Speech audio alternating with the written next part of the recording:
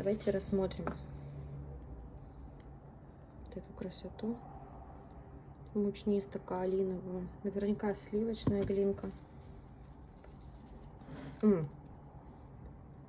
Подождите. Пока она еще просыхает, конечно, шиммер.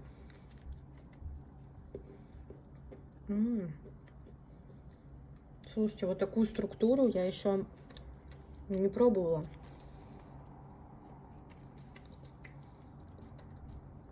Гипермучнистая глина. Такой шиммерок. Но это я знаю по ониксу и по многим другим. Вот реально на себе проверяла. Стоит просохнуть 2 недели, месяц, шиммер пропадает. Но очень мучнистая, приятная, сливочная. И реально отдает арахисом.